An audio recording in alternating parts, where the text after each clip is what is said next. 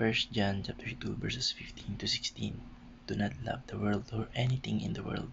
If anything loves the world, love for the Father is not in them. For everything in the world, the lust of the flesh, the lust of the eyes, and the pride of life, come not from the Father but from the world. Sa Tagalog po ay, huwag ninyong ibigin ang mundo o ang mga makamundong bagay. Ang umiibig sa mga ito ay hindi umiibig sa Ama, sapagkat ang lahat ng kamunduhan, ang masamang hilig ng laman, ang pagnanasa sa mga nakikita ng mata, at mga anumang pagmamayabang sa buhay ay hindi nagmumula sa Ama kundi sa mundo. Magandang araw. Ang tatalakayan po natin ngayong araw sa ating daily devotion ay ang asceticism. At ang una pong katuruan na natutuhan ko ngayong araw ay Pastor Russell Ocampo ay separatist, being separated from the world. Ito po ay tumutukoy sa pamumuhay ng simple, hindi nakaasa sa material na bagay at pagpigil sa mga pisikal na kaligayahan o sa mga makamundong bagay upang maging maligaya sa spiritual na pamumuhay. Ito po ay isang pamumuhay ng paghiwalay mula sa mga makamundong bagay o aliw at material na bagay upang magtuon ng pansin sa spiritual na layunin o sa ating Panginoon Diyos. Imbis po ma-tempt tayo sa lust o sa mga makamundong bagay ay dapat nag-focus tayo at dapat nating gumawa ng mga makatulong sa ating spiritual na spiritual health para mawala yung attention natin doon sa mga bagay na nakapaglayo sa atin sa ating Panginoon Diyos. Kaya yung separatist po ay pagkakaroon ng paghiwalay mula sa mga makamundong bagay upang magtuon ng pansin sa mga mas mataas na layunin o especially sa spiritual na kaligtasan o sa salvation. Kasi kapag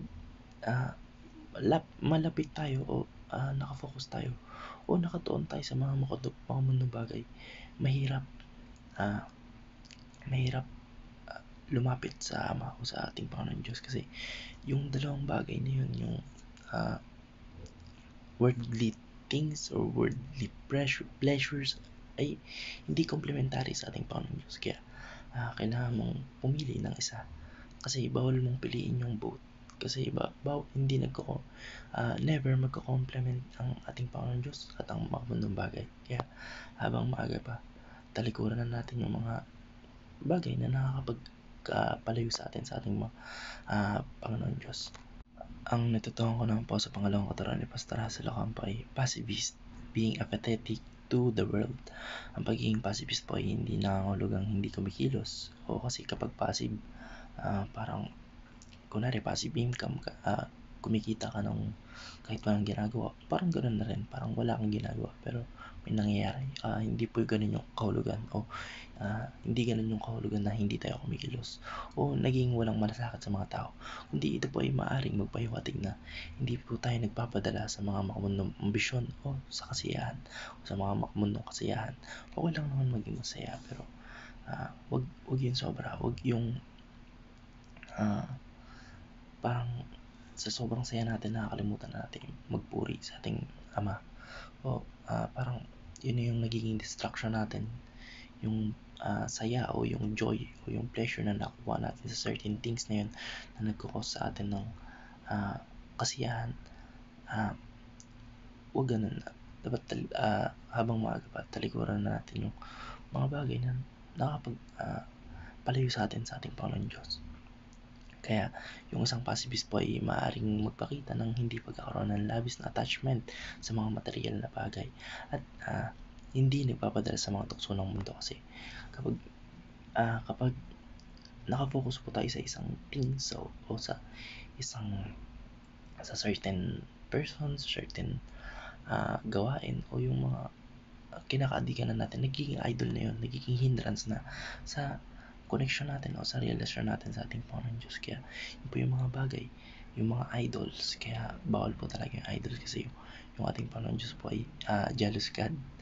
Ayaw po ng yung alagad niya ay o yung mga nagpupuri sa kanya na dalawa yung ginagawa ng Diyos, yung idol o yung tsaka yung siya. Kaya mamili tayo kung ating Panginoon Diyos ba o yung idol.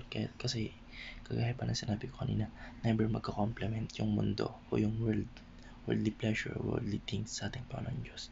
Kaya habang maaga pa lamang, kapag alam na nating may mga bagay o may mga hobby tayo o mga na ginagawa na nakapag hindrance o naging hindrance o nakakapagpapigil sa ating relasyon sa ating Panginoon Diyos, talikuran na natin para habang maaga pa ay hindi na yung attachment natin doon sa certain people, things, or habit na yun ay hindi pa masyadong grabe.